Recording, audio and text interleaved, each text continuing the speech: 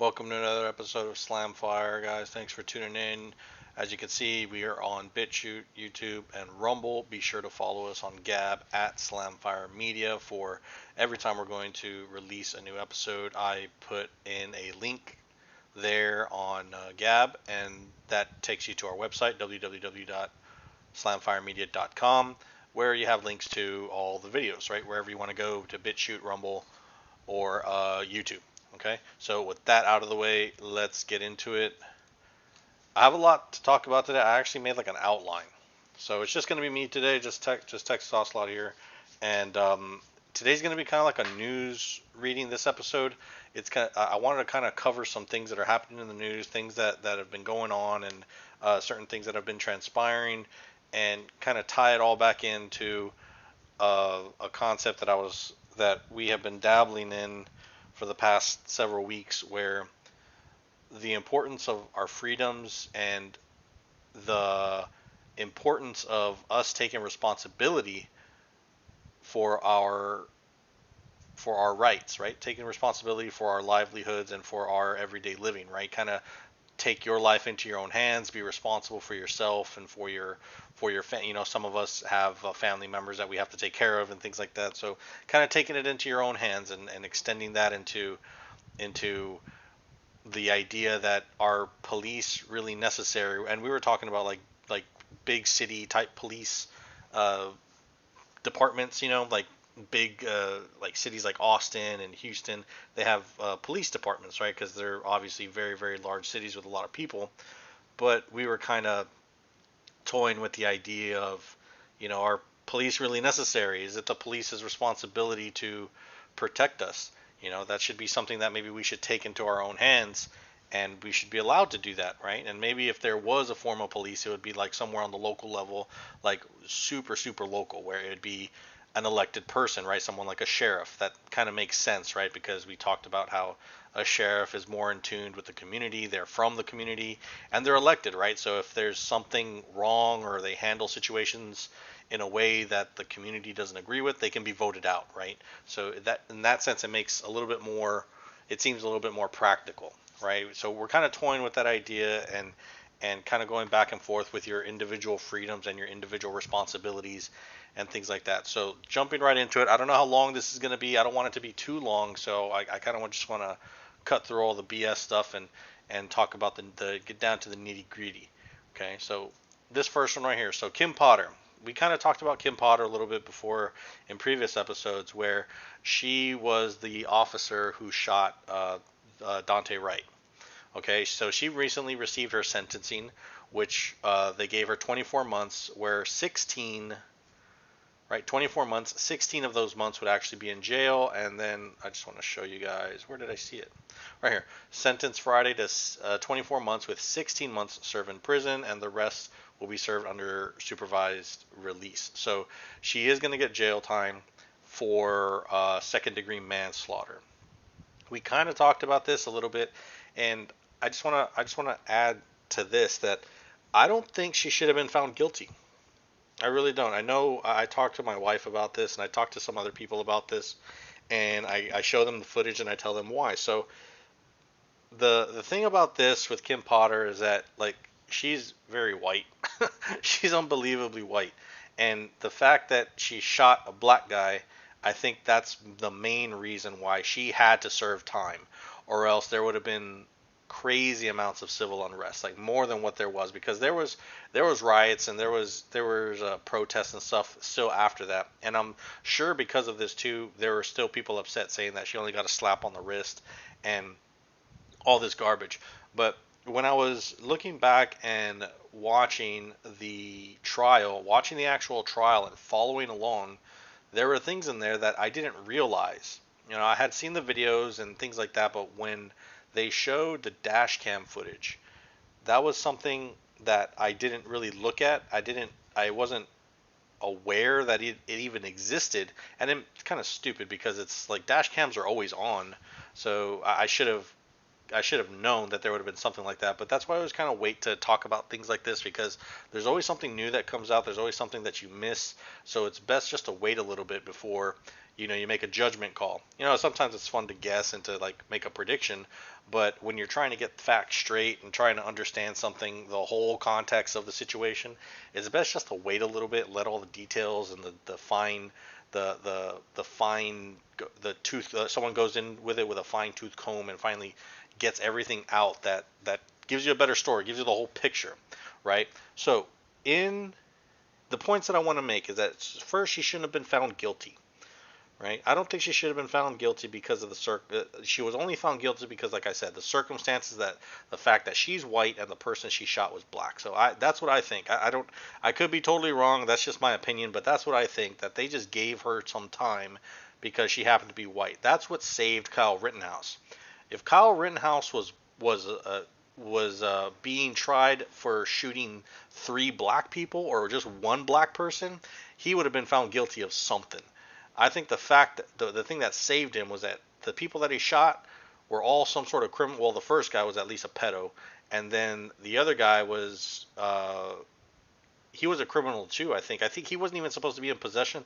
I remember that he wasn't supposed to be in possession of a gun for some sort of reason. He had a felony charge or something on him. I don't remember. I could be wrong about that. But anyway, the 3 people that he shot were white people.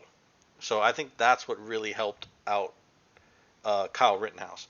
Whereas in this case, she was white and she shot a black dude. I mean, come on now. And it didn't help her cause. So my first point is that she shouldn't have been found guilty. My second point is that the officers were in danger of their lives and seriously bodily injury. And I'm gonna show you how. Okay, because I watched the trial and I followed along very closely to what each individual witness had to say, and there's one that stuck out, which was on the former police chief, and we're going to watch that. I'm going to show you guys really quick. So there was no evidence that it was intentional, right? She made a mistake, and at the most, I think she should have lost her job. That's what I think. Those are like my 3 points. So she should have lost her job, which she rightfully did. She rightfully resigned, because it's almost like yeah, you're not cut out for this job anymore. You can't handle those stressful situations correctly, or however you want to lay it out. She should have not been working as a police officer anymore, or at the very least been assigned a desk position. Like, just no more on the beat. Just you're done. Just don't give her a gun or a taser, because she's gonna, you don't know it's gonna be, you don't know which one she's gonna pull out, right? So let me go back to why she shouldn't have been found guilty. So during the trial, I have it right here. This guy came up as a witness. Okay, a lot of people don't know who this guy is. He's actually the former Brooklyn Center police chief. So while Kim Potter was an officer, he was her police chief. Okay, so he came out on the stand and he testified for Kim Potter. Okay, kind of for her. I don't know if he was a defense's witness or a prosecution's witness. I want to say he was the prosecution's witness.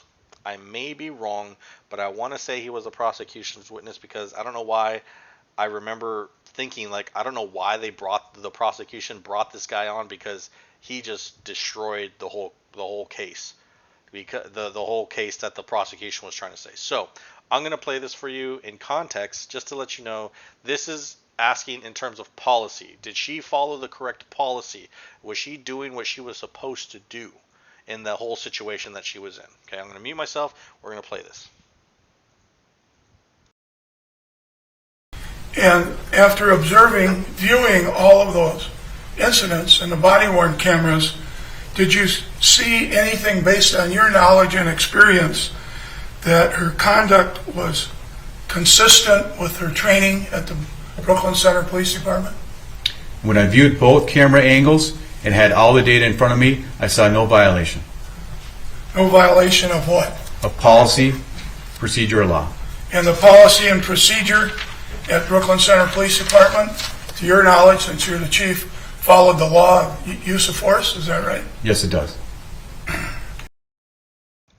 So hearing that was the thing that kind of changed my mind, because when I first heard about Kim Potter and the whole trial itself, what was going on, I thought like, man, this girl's gonna get something. She has to get something, right? She has to get some sort of manslaughter or something like that, because like, sure, like even if she didn't mean to do it, she did do it. She did kill somebody, and it resulted. She did something that resulted in someone's death, right? She killed someone, so she needs to get something, right? So that's what I was thinking. Well, once I heard that testimony, once I heard this from the former police chief saying she followed all the procedure of the Brooklyn Center Police Department. She followed the law. Everything was on the up and up. That's when it kind of flipped to my mind and started thinking, and it makes sense too. So let me show you. Let me show you really quick. I don't want to go too much into this, but just I want to give you guys a visual so that you guys can see what I'm seeing. So I want to make sure that I'm not wasting. Well, I'm not showing you guys something I'm not supposed to show. It might not even let me see it here. Okay, no. I have it here already pulled up. Okay, good. So really quick, guys, I want to give a plug because I know Law and Crime Network is not really in high regards right now because they kind of went after Rekieta Law for, yeah, it's just something stupid. But I still like Law and Crime Network because like I watch a lot of their videos and it's just straight from the teat, right? You get the milk from the tree or whatever it is, right? And you're getting it raw. You're not. It's not subjective to anyone's insight. You're just seeing it for yourself, and it's really. I really like being able to look at something and determine the facts and determine what I'm seeing for myself, right? Rather than going through some news outlet or something like that. So I still want to plug Law and Crime. So here's the video. So right here, I'm not going to play the whole video. We talked about this before. So just to give you guys a little insight, can I make this bigger so that, okay, there we go, just so we can see everything. So there's two camera angles right here. See, here's the body cam. This is the body cam footage of Kim Potter, and this is the actual dash cam footage. I never saw this footage before. I saw this footage right here, the dash cam or the body cam footage, but I never saw them like side to side. I never knew about this dash cam video. So after him saying that, after the former police chief saying what he said, that she followed the law, she followed the procedure, and that everything was in accordance to what she should have done in terms of policy, right? And in terms of the law, everything was correct. So let me play this a little bit, and then I'm gonna stop. And then I'm gonna stop and explain something to you.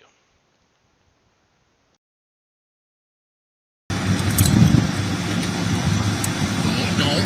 I'm not doing that. Don't. You said stop, bro. Don't do it.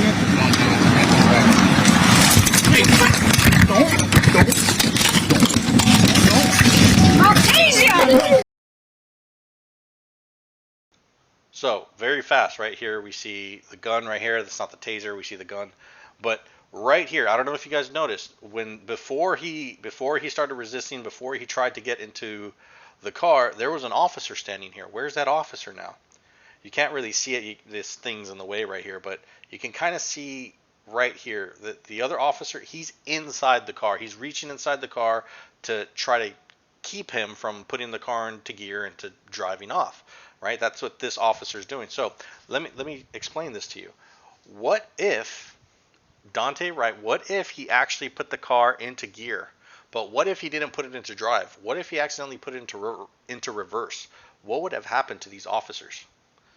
Right? He probably wouldn't have gone far, but there is some good distance right here. What is that, like 5 to 10 feet from the car, from this car, the rear end to the front end of the cruiser? 5 to 10 feet. It could knock one of these three officers down. And then he realizes, oh, I'm not in drive, I'm in reverse. He kicks it into drive and then drives forward. He could easily run someone over. So the potential of death or seriously bodily harm is present. It is there. That's what I see here.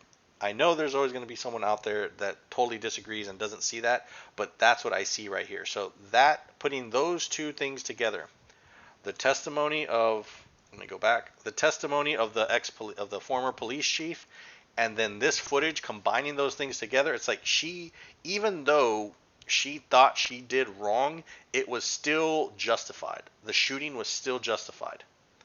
That's the way I see it. So it flipped on me, and it made me realize that I don't think Kim Potter should have gotten anything. I think the charges should have been dropped because it should have been found that the shootings were justified.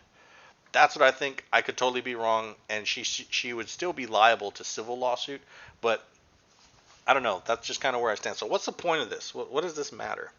So the media is trying to paint a picture that she got away with murder, right? They're gonna say like she's only serving 2 years. It's like a slap on the wrist, right? They're gonna and they've done it before. They try to paint Dante Wright as some sort of saint. Like he did no wrong. He was just a good old boy, and this person came and saw that he was black and didn't like that and shot him, killed him.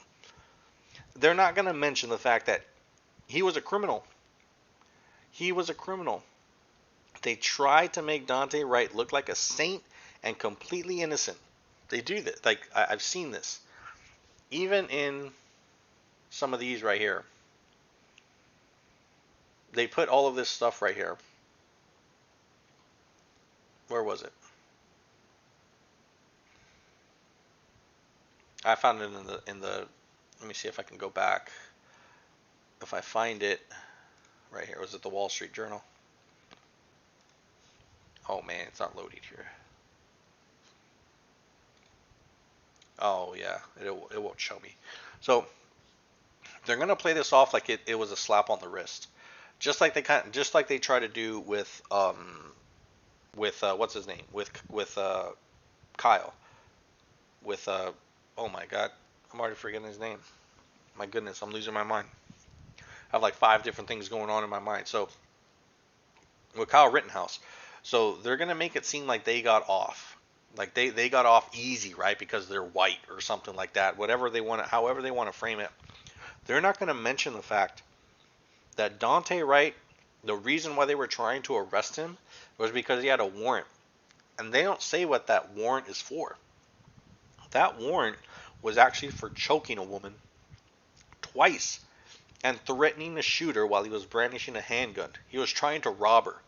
He reached into her bra or something like that, and he actually stole like $800 from this woman. He was choking her out, and he was threatening her with a gun 2 times with a gun, and basically robbing her. And they're setting it like oh he was just a good kid. He was just minding his own business, and then this person came in and just killed. It's like, no, he wasn't a good kid. He had a criminal history.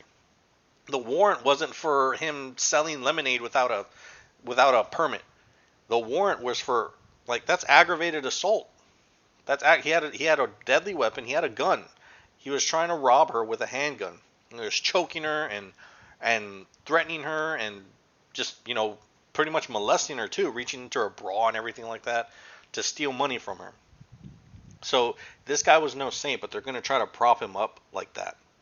But the whole point of this, what the problem with this is that this verdict, it sets a precedent.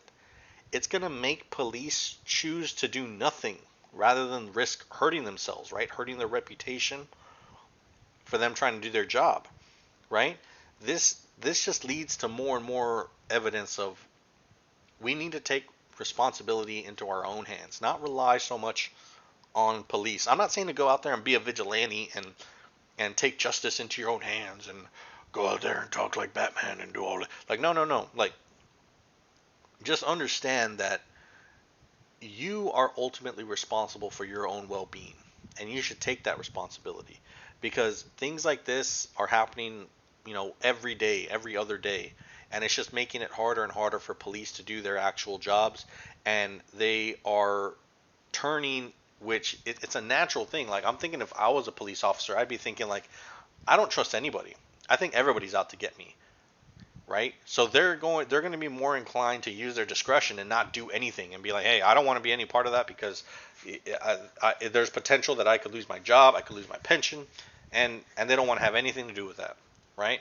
So ultimately, if you're there stuck in a situation where you're relying on the police, you're not going to have anything to rely on, because they're not out to help you. They're out to get. Don't get me wrong. I'm sure there are police out there who will jump into the flame, who will do whatever they need to do in order to put the civilian out of harm's way, right? They'll do whatever it takes to do that. There has to be some out there. There has to be, right? It's never a never, right? It's never an absolute that, oh, no one is like that. It's like there are a few good ones out there, but the way things have been going, the good ones are leaving, and we're stuck with the ones that are just trying to get by, and they're not going to risk their livelihood trying to save a complete stranger, right? So you need to really kind of we right, not you, like I'm talking to like a person, like I'm just talking to one person specifically. We need to start understanding that it's ultimately our responsibility to take care of ourselves and to be responsible for our own well-being. Stop relying so much on some sort of savior, someone to come and save us, right? Because it's getting very, very hard. It's getting very, very hard out there for police, and there's some bad ones out there too. So this leads us to the next thing. There was recently a shooting, and it's like, well, whatever. There's like shootings every day, right? But this one's a little bit different. So Portland police named a suspect in Antifa-involved mass shooting. They're calling this a mass shooting when we don't even have all the evidence that. So they confirmed that critical evidence was removed from the scene. So who do you think removed that critical evidence? Probably people from Antifa. So basically, there's this guy. His name is Benjamin Smith, and he's actually in critical condition right now. So we don't have the full story yet. I don't want to talk about this too much in terms of the story itself. I'm just using this as kind of like some context to kind of give you guys an idea. Okay, so there was a shooting that happened, and it involved a regular person, and it had to do with Antifa. So it's kind of like the regular guy just getting upset, not wanting to put up with it anymore, and not really taking matters into his own hands, but not putting up with it, right? Not letting a terrorist group like Antifa boss him around or intimidate him. Because I don't know. I don't know about you guys, but I think Antifa is a terrorist group. I think Antifa and Black Lives Matter, Black Lives Matter's borderline terrorist group, right? If you don't agree with them, if you don't align with their ideas, they'll get you. They'll threaten you, and they'll physically harm you. I don't know how that's not terrorism. Antifa to me is a terrorist group. That's kind of like the hill that I'm going to sit on. If you want to convince me otherwise in terms of technicalities and all this stuff, like that's all fine and good. But in my mind, I think Antifa is a terrorist group and should be treated as such. You cannot trust these people with anything because they are out to hurt people, whether it's politically or physically or however else you want to describe it. Their goal is to hurt people. So I don't trust Antifa at all. I consider them a terrorist group. So why did I bring this up? This right here this is how I think a hot civil war might look like. We touched on this a while ago in one of the first episodes that we had with the Slanted Scholar, and we were talking about what a civil war would actually look like. So with what's known about the story, people are getting fed up with what's going on because I think there's a lot of other people who agree with me that these are terrorist groups and they're taking matters into their own hands and they're lashing out against them. They're not putting up with them anymore. So we don't know the full story, but this is just kind of the general idea. Okay, just the general idea of what's going on here. So Antifa and Black Lives Matter, I feel like Black Lives Matter is BLM is like a borderline terrorist group. But Antifa for sure, they're terrorist groups, and all of these people, they receive funding through the Democratic Party and big business, like big establishments. So that should tell you something, right? We've seen this before though. This isn't something that's new. In 1984, right? I'm going to bring this guy up. I don't know if you guys ever heard of Bernard Goetz. I call them Goetz, but I think it's Goetz. But anyway, this was back in 1984. I don't know if you guys have ever heard of this guy, but he's called the Subway Vigilante.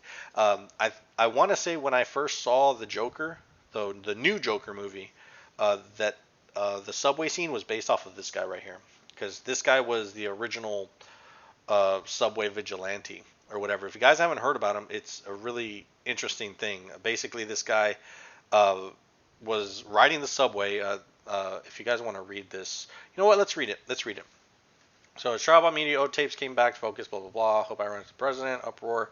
So he was acquitted of all charges pinned against him, except the illegal possession of firearms, for which he had served time in prison for about a year. His attitude baffled many, as in his confession tape said, If I had more bullets, I would have shot them all again and again. My problem was I ran out of bullets. I was going to gouge one of the eyes out with my fingers, with my keys afterwards. So this guy, he wasn't crazy. He was fed up. He was fed up. So let's see if it gives a little bit of story right here. So crew says, yeah, they probably won't. But yeah, see, this is like it's kind of like a little, this story just kind of gives you like a where are they now, so it doesn't really go back into it. So um, what actually happened was this guy used to ride the subway in New York. It's this guy right here. So he used to ride the subway in New York, and there was all of these gangs and just deplorables, just people there on the subway, just just causing a ruckus, or whatever you want, however you want to describe it, just harassing people and threatening people. And he was tired of it. He was tired of it. So illegally, he went and bought a firearm in a state that you could possess a firearm. He had a firearm, took it to New York, and he had it there illegally. And he went into the subway. He wasn't looking to hurt anybody, but he took it into the subway for protection because the police weren't protecting him. He took his own security. He took the responsibility of his own safety into his own hands, and he handled it. He handled it. One of the guys was paralyzed, and they propped him up like a victim and all of this stuff. And this guy, of course, they defamed him, and they made him out to be, of course, some sort of white supremacist and things like that. But it's funny because if you guys look into the story, the Guardians, is that what they were called? I want to look this up because I don't want to get this wrong. I want to say they're called the Guardians, New York Guardians or Guardian Angels or something like that. No, this is a football team. Guardians. Guardian Angels, maybe. Yes, here we go. Just so that you guys can see what's going on here. So, oh man, sorry. So right here, the Guardian Angels Safety Patrol. So all of these guys are local people who live there in New York, and what they did back in the 80s is they started. It's this guy right here. I forgot his name. See if we can find his name. The founder. It's this guy right here. I believe he ran for mayor or something like that. But these guys, they basically try to help out the community. And they try to make it as safe as possible for people. Man, I want to find this guy's name. See if I get contacts. It's this guy right here. I want to say it's like Sewell or something like that. Something with an S. Oh, man, I forgot his name. See, Perv Busters. They do things to keep everybody safe. And this is like an awesome way of what we're talking about in terms of people taking the responsibility of their own safety into their hands. And you get things like this that happen. Man, I want to find this guy's name. It's bothering me. I'm trying to find his name here. Okay, if I do Guardian Angels founder Curtis Sliwa. There we go. It's something with an S. I remember that. So Curtis. I'm gonna go. There we go. It's this guy right here. He's much older now. This is a nice picture right here. But he's an old dude. But this guy, man, this guy is something else. He started late in the 70s. So right here, these guys, when Getz was, where's he at? When Getz was in the whole trial thing, and everything was hot, and he was a big figure, and he had supporters, and he had people who were literally out to get him. The Guardian Angels stepped up, and they protected him. They provided him security, basically, so that he can get to and from court and things like that. And they helped him out because they were on his side. They knew how bad it was. They know how bad the streets were. They knew how bad the subways were.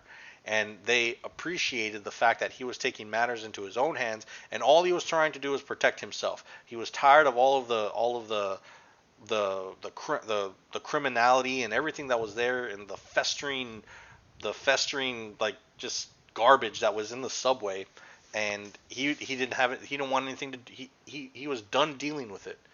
He wanted to feel safe. So these people respected that, and that's what these guys do, man. Like I saw an interview that this guy was doing when he was running for mayor, I believe, mayor or governor. I don't remember what it was. I want to say it was mayor, and of course he lost, right? But he was running for mayor, and during an interview, a guy literally comes up to him and he starts like protesting, just ranting out, and he said, and people try to stop the guy, but it's like, no, no, no, leave him alone, he's fine. This guy Curtis, he tells him, no, no, no, leave him alone, he's fine. He let him do what he's got to do. And instead of badgering him and like beating him up to like get him out of the way, like, hey man, you're causing a scene here, we're trying to do an interview, he goes up to the dude and he talks to him. He literally talks to him and he just says, hey, what's wrong? What do you need? He's like, oh, well, he was upset because he couldn't get his medication anymore. And he says, well, where do you get your medications? Oh, well, I usually get it over here and this and that. So what we're going to do when we're done, one of my guys is going to go with you. We're going to go with you and we're going to go help you get your medication because we see that you're hurting and everything like that. How do you feel about, like, he just talked to him. And in like a matter of like 5 minutes, this guy was like, he turned into like what people would assume to be a crazy person, just blabbing out of his mouth like a crazy person, into like a human being. He turned him into a human being that was just being vulnerable, like he was literally crying out for help. And this guy Curtis Stilwell just answered that cry for help. And it's people like this that like they actually make change. So kind of going off top, but it's all part of this right here. So this guy, it very much reminds me of what happened with Antifa. This Bernard Getz, where he was just trying to go about his business.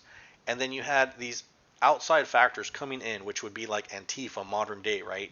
Antifa coming into our neighborhoods, Antifa coming into our downtown areas, lowering the property value of the area because they destroy everything. They literally riot and destroy and burn and just cause havoc for the local people to the point where no one wants to live there. So it depreciates the value of the property and they just tear everything up. And what do they care? Because they don't live there, right? That's not their neighborhoods that they're burning up. They're burning up other people's neighborhoods. Right? So you get a person that comes in that just doesn't want to deal with it anymore. Or when Antifa or whoever shows up to their neighborhood, they're not having it. Like, we don't want you here in our neighborhood. You're a terrorist group, you're a terrorist organization, and I'm going to defend myself. I'm not going to put up with your antics. You're not going to come near me. I'm not going to let you intimidate me. And we're going to find out how it rolls. So again, this goes back to the media thing with Kim Potter. How is the media going to portray this, right? They're gonna try to get a hold of this really quick and make it seem that it was a certain way before all the real facts come out. We already saw it right here. Confirmed critical evidence has been removed from the scene. So everyone, the media is going to be talking about this, and they're going to leave key aspects out intentionally because they're trying to paint a narrative. They're going to try to smear the person who shot whoever they shot, the person who shot the Antifa members. They're going to try to label him as a mass shooter, as some sort of wrong, evil person, right? To create a narrative so that they don't want people defending themselves. They're trying to normalize, I'm doing air quotes here, normalize the what was it? Yuri Bezmenov, the situation in Yugoslavia has been normalized. Right? That's what they're trying to do. They're trying to normalize victimhood. Right? The establishment doesn't want people to stand up for themselves. They don't want people protecting themselves. They want us vulnerable. This is a clear-cut example of this, I think. They want to make it seem that a person who's defending themselves, a person who is looking out for, is taking their own personal safety into their own hands, they're trying to turn that into something evil. That's wrong. They shouldn't be doing that. They're trying to paint a narrative. They're trying to paint a picture where they create victims out of criminals. And it's just another form of like just brainwashing. And this makes me go into the next thing. And it's easy for them because they are being aided by the government. How? I'm just talking out my ass, right? No. So the ATF, our friends over there at the ATF, right? Because the ATF is all about helping citizens, right? The ATF cares about us, right? When I was younger, when I was stupid, right? I didn't feel like I became a man. I became an adult until I got into my 30s, and I'm still feel like I'm learning stuff because it's crazy, man. It wasn't until I started like purchasing certain devices where you needed to be aware of the laws behind those devices and things like that, where I realized how messed up this whole situation is. So just to give you guys a little background of what's going on. So the ATF, what is all this fancy stuff right here? Factoring criteria for firearms with attached stabilizing braces. It's a whole mess of a sentence, right? So the ATF signed a proposed rule factoring criteria for our firearms with attached stabilizing braces, which amended their regulations to clarify when a rifle is intended to be fired from the shoulder. So basically, if you guys don't know, you have a rifle and you have a pistol, right? These are different classifications for weapons. So you also have a rifle that can be classified as a pistol. Okay, so you have AR-15s and then you have AR-15 pistols. So you cannot put a stock, like a regular shoulder stock, you cannot put a stock on a pistol unless you're going to register it as a short-barreled rifle. And to do that, you need to pay the ATF $200. You got to pay a tax for that. Why? I don't know. I don't know. I don't see how a shorter rifle is more dangerous than a longer rifle. It's ridiculous. A lot of the rules and things like that the ATF has, the rules and regulations, they make absolutely zero sense. There is no purpose for them other than to restrict the rights of law-abiding citizens, and I'm going to explain how. So, the problem with the ATF is they are a tool of the government. Everything that they're doing it to make it harder for regular citizens like you, me, law-abiding citizens to exercise their Second Amendment rights. This is an example of that, right? Because at the end of the day, like you have all of these things like the proposed rule that they're going to do this right here. So amend the definition of a rifle respectively and adding a sentence at the end of each definition clarifying the term of rifle includes any weapon with a rifled barrel and equipped with an attached stabilizing brace that has objective design features and characteristics that indicate that the firearm is designed to be fired from the shoulder. So all of this is like it's a lot of like technical stuff, but the main point of this, the meat and potatoes of this, is that who does this really affect, right? The ATF is not in the business to make it safer for law-abiding citizens. They are making it harder for regular citizens to follow the law, right? Because who is going to follow these laws? It's not the criminals, right? The criminals don't care what the law is. They're criminals. They're going to break the law because they're criminals, right? The only people that this is going to affect is regular law-abiding citizens because they're the ones following the law, right? So when I first started looking into the ATF and government regulations, it seemed like they were just trying to like regulate firearms, for safety purposes, right? So that it protects the consumers, like a type of thing is like you don't want someone creating a product that is inherently dangerous for the end user, right? So you have some sort of regulations, right? Some sort of standard. But now that I'm older, it's kind of scary when I start like reading about stuff like this and seeing how they're infringing on our rights. You realize that you need to know what you're really doing. You really need to know what you're doing because when you're building a rifle, you can go online. If you're a regular citizen, there is a process. You still have to go through a background check. You still got to do all that. Don't believe all of that nonsense where there's loopholes and all that stuff. There are no loopholes. It's a pain in the butt. You have to have an FFL. So if you order a firearm, if you order a pistol, say you want to order whatever pistol, you want to order a revolver, right? You want to order a little 38 special or a little 357 Magnum, whatever.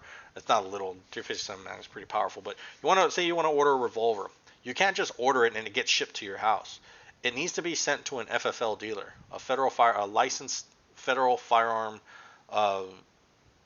license holder, and this person is authorized to sell, firearms. They've been given permission by the government to sell firearms, and those people actually do your background check. So say you order it, you're going to order it through whatever website or whatever, and you get it sent to their address. They'll call you, or you can call them and say, hey, I saw that my order came in, and this and that. Can I go pick it up at this time? Says, yeah, you can come in. So you go into the dealer, whatever FFL you chose. It could be like, I don't know, like I don't know if Bass Pro Shop does it, but I have a local place that I do it here with. I do it with the same person every time, and they give you a form. In that form, you have to fill it out every time for each firearm that you buy. You have to fill it out, and they do a background check. So I have a license to carry, so they don't. I kind of get expedited through because, I needed to meet a certain criteria in order to get my license to carry. So that kind of speeds up the process for me. But still, it's usually pretty quick. They do a quick background check, and then if you're good to go, they charge you a fee. It's like 30, $40 for the actual transfer because they have to pay for their license, and then you get your firearm. It's not just you just buy it and that's it. So if you just buy something and you say, oh, I'm going to put this with this and this and this, I'm going to put a grip on here, and I'm going to put a stock on here, you could be breaking the law, right? You're not trying to break the law, but because the ATF has all these crazy ridiculous regulations that make it so difficult for the every average day person to follow and be up to date with every single little law and regulation, that you're bound to make mistakes if you're not in the if you're not in the up and up. Like, it creates potential to create felons out of just everyday people who are trying to follow the law, people who are trying to do things the correct way, and they're intentionally creating felons. So all the regulation, basically all these regulations do is affect the everyday person. Okay, so it's unconstitutional. We forgot like the whole purpose of owning a firearm. I think we need to be reminded of this, right? So what is the purpose of the Second Amendment, right? If the government has become tyrannical and refuses to protect the inherent rights of people, right? What needs to happen? The government needs to be removed and replaced with ones that will protect our life, liberty, and the pursuit of happiness, right? That's the whole purpose of the Second Amendment, right? To protect ourselves from a tyrannical government. How are we supposed to remove an armed government if we don't have arms ourselves? They want us weak so that we don't have the power to replace them. That's the whole point. The ATF is just I thought it was a ridiculous statement at first because before, like I said, I think we need regulations. The end user needs to know that they're going to be safe when they go out and fire a pistol or a rifle or a shotgun or whatever. There needs to be standards, right? There needs to be standards, and we need to protect the end consumer. But the ATF is not about protecting the consumer. The ATF is all about creating criminals of regular law-abiding citizens. Because, it's who's going to follow? Are criminals following rules? It's like an oxymoron, right? A criminal cannot follow rules. There are criminals. That's why they're criminals. They don't follow rules. They don't care about the ATF regulations about this. You can only have so many. Your magazine can only be limited to 10 rounds or 5 rounds. They don't care about stuff like that. They're going to do whatever they want because they're criminals. The only thing that this affects is regular everyday people. It's like I don't know, like our country is just full of weakness now. Weakness has become like the standard, right? Because you're going to have some freaking moron that's going to come in and say, oh, you can't fight the government with an AR-15. They got tanks. You're going to fight a tank with an AR-15 and blah, blah, blah. This is like, well, we can try, right? Anyone who would give up their freedoms for a little bit of security deserves neither freedom nor security. Forgot who said that. Someone said that. A smart person said that. Not, I'm just stealing what they said. A smart person said that. People are so used today now to just inherently receiving their rights and freedoms. Right? They never actually stopped to think what it took for us to gain those freedoms, right? To gain our rights, to actually exercise our rights. Like all these freedoms and things like that, they were fought for. I can understand some people they don't want violence and they want peace and violence should be avoided at all costs, but our founding fathers, they had the foresight, they had the knowledge. These guys were they knew what was up. They included what they did in our Bill of Rights and our Constitution because they knew that it might come a time that a government might need to be replaced because of it becoming tyrannical. And what's insane, I'm saying all of this out loud and I'm thinking, man, I sound like a radical. But this is the most patriotic thing that you can be. This is patriotic. This is our American way of thinking. That's what makes America so special. That's what makes America so great. Like this whole grand experiment of what America actually is. This is what makes America. So like I find it interesting how I've even been a little bit brainwashed thinking about this. How I myself I feel like I sound like a radical. Like if someone listened to this, be like, man, this guy's a far right extremist and this and that, blah blah blah. It's like no, I'm just a regular everyday American. I'm happy for I'm proud to be an American. I'm proud to live where I live. There's no other place that I would rather live, and I would be honored. It'd be something great for me to say that I fought for my country. I did something for my country to protect the Constitution, the Bill of Rights of our founding country, like the founding fathers' ideas of what this country should look like, how it should function. I really believe that the United States is the best country in the world. Right now, I just feel that it's just under attack. It's just under attack from within, and it's just one of those things that it kind of makes it scary. But the reality is that it's something that we need to be aware of because, like I said, it's becoming normal for people to think that being patriotic is radical, and it's not. It's not. It's you love your country, you love your fellow countrymen, and you want everybody to prosper because when everyone prospers, you do, right? You don't want and you prepare for things because when the bad stuff does come, you're ready for it, right?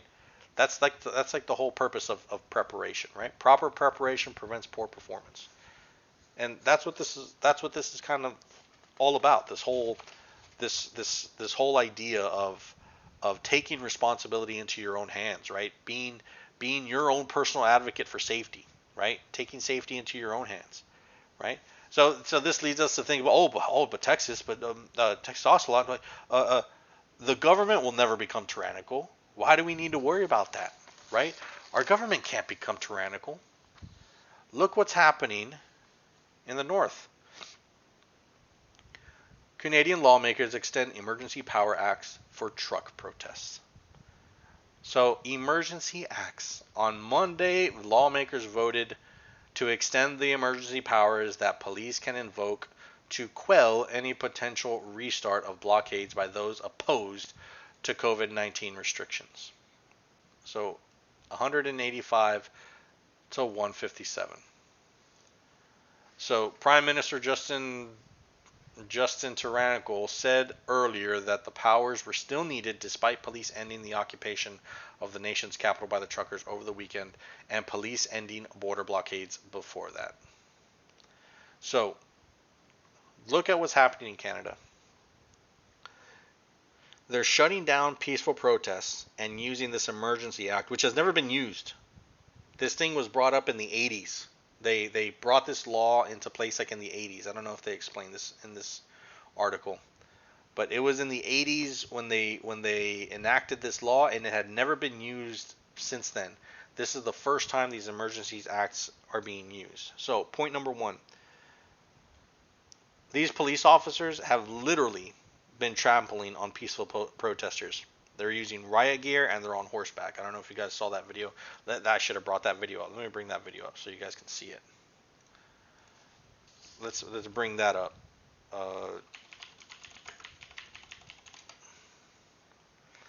Just so that you can see the image, the famous image.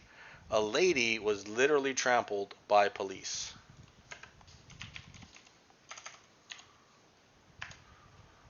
By someone on horseback. Like Google is doing a good job at censoring it though. So they're not. I don't think they're going to show it. Oh yes, right here. Like it's kind of hard to see it right here. It's a silly. Don't worry about this right here, but right here, it says right here. I can show this right here. So you have these horses, these police officers on horseback. These guys are all in riot gear right here. Right? These guys are all in riot gear, and they're literally being trampled on by the horses. There was a lady who was sent to the hospital because she was trampled by a horse. It was this lady. She was on a little motorized cart.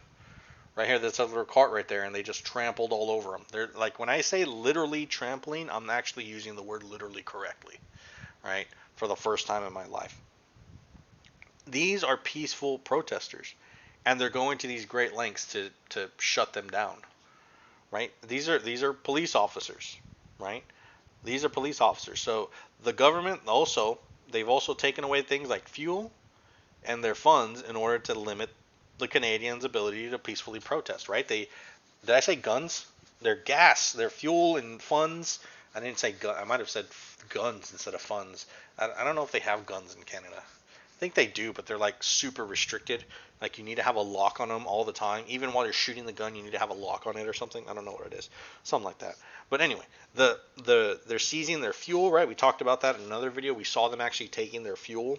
They're freezing the bank accounts of these protesters, right? The government is trying to put its own citizens in life-threatening situations, right? What are they using the fuel for? To keep their trucks warm, right? Look, it's freezing. It's winter. It's winter in Canada and it's cold. So if you can't turn on your truck and put your heater on, what's going to happen? You're probably going to get sick at best, right? Or you could die of freezing temperatures, right? All this is happening and the police officers are willing to oblige, right? We have regular police officers violating their oaths. They have a constitution. Their constitution states that people have the right to peacefully assemble and express themselves. But these police officers, they don't care. They're going to do what they're told. They're violating the oath that they took. The protest, they're protesting peacefully. The only violence that has been coming out of this has been from police and other people that aren't even associated with the protests themselves. All the violence is coming from the police. And to me, it's just insane. It's just insane. You know what? It's not even insane. It just goes back to what we were talking about. How, like, do we really need the police? Look what happens when you give the police too much power. They use that power and then they turn around and say, "Oh, I'm just doing my job. I'm just doing my job." You know, I agree with you. I support what you're doing, but I'm going to be out there on work. I'm going to go to work and I'm going to tow everyone's car away. I'm going to write tickets. I'm going to trample little people, like little old ladies on motorized carts. I'm going to do all that. These people, like, I hope it's worth it for them. I really hope it's worth it. I hope they look back on this 5-10 years from now and they realize what they did to their own countrymen. It's unbelievable. These people, like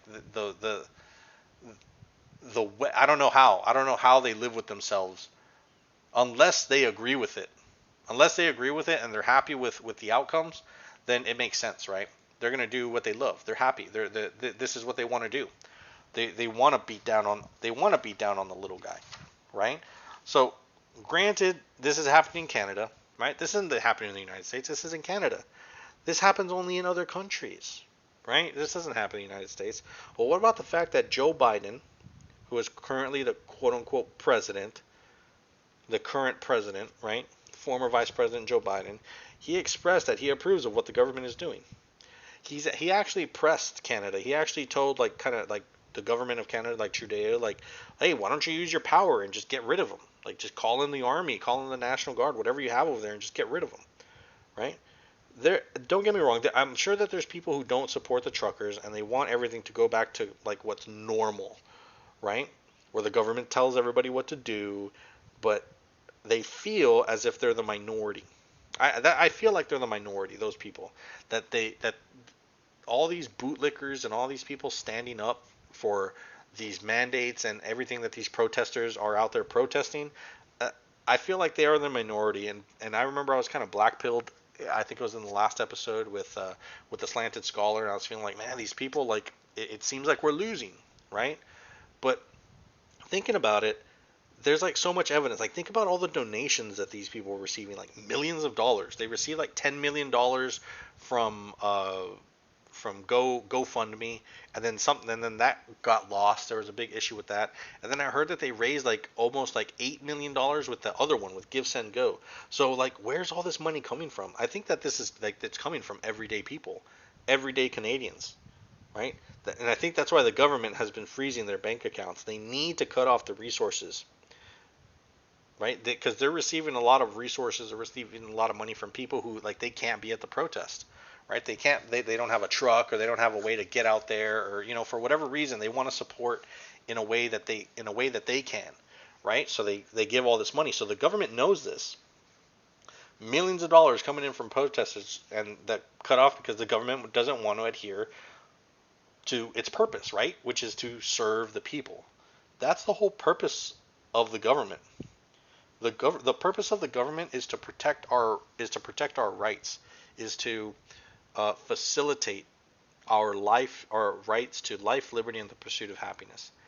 And this government is not doing that. And what's so crazy is that the Canadian government is fairly similar to ours. They have a constitution like we do. It's there are certain things that are different here and there, but overall they have the same rights as we do. The right to freedom of expression, the right to protest, things like that. They have these rights. They vote for their prime ministers or minister or whatever they are. Like they have voting and things like that. So there is some sort the core structure of it is there, just like the United States is, right? But the crazy thing, it's like this government is becoming tyrannical, like right in front of us. This is happening in real time. So this can very well happen in the United States. I think it can. So circling back, I know this has been a long video. I didn't think it would be this long, but I thought it'd be longer, to be honest. So circling back, why are we talking about this? Like, it's like say like, oh, look at all this bleak stuff that's happened. It's like, no. Leads back to this whole idea, like we need to start understanding that our personal responsibility is to ourselves.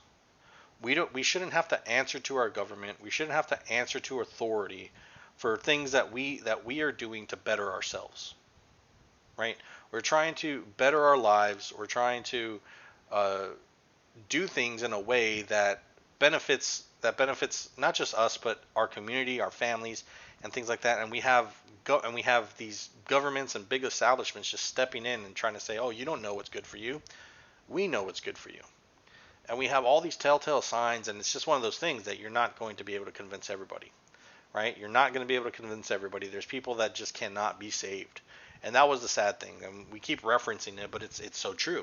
There's going to be people that have been so I don't like saying brainwashed, but they've just been programmed. They're programmed to think a certain way that if it doesn't adhere to that train of thought, then you are wrong and you are evil and you shouldn't be heard. And that is just completely backwards. If it's so true, if it's so correct, it should stand up against scrutiny. But they know it won't. So that's why they try to shut you down from talking, try to shut you down from speaking the truth, because they know that when it comes to logic and it comes to morals, their standpoint, whatever it is, will not hold. It doesn't stand up to morality. And I feel like they know this. They know the players and they know the game, and they're taking advantage of this. So again, what can we do about this? This is a bleak thing. What can we do? Is there no hope? Yes, there is hope. We can talk about these things. We can stand our ground. We can be defiant in the ways that we can be defiant, right? I naturally want to do things the correct way. I have like an OCD-ness to me. That I want to do things correctly. I want to do things the way that they were intended to be done. And I like following the rules. I like following an example. Like when I'm given instructions on how to do something, I like to follow the instructions. I like to use a tool the way it's meant to be used for its purpose. I don't know, it gives me a sense of gratification. And there's going to come a point where we're going to be expected to look at something and say that's not correct when it absolutely is correct. And it's during those times where we need to make a choice. I'm not voting for that. I'm not giving my money to that. I'm not going to support that in any way. If it's ridiculous, I'm going to say something about it and not give it a free pass. That's like simple ways that I think really make a big difference. Just saying something small, going against the grain about a conversation, about a topic. I think that makes a big difference because I've seen it happen, and I see how much it bothers people, and if it bothers them that much, and that means it has a big effect. Right? So there is hope. There is hope. Just be aware, be smart about this. Think for yourself. Put your responsibility, put the responsibility of your well-being, of your safety into your own hands. Take control of your mind. Take control of your mind, of your train of thought. Think for yourself a little bit. Try it out. What's going to hurt? It's not gonna hurt anything. All right, guys. I don't want to make this past an hour. It's almost an hour already, but I really appreciate you guys tuning in and watching our videos. Uh, and listening to, if you guys are listening to it, that's cool too. Remember, we are on Gab. If you guys want to follow us on Gab, it's at Slamfire Media. I post there pretty much every time I'm going to upload, and you'll find the link to our website, which is slamfiremedia.com, and then from there you can choose wherever you want to go: BitChute, YouTube, and Rumble. And yeah, pretty straightforward, guys. Really appreciate you guys taking the time to listen. This has been Slamfire. Take it easy.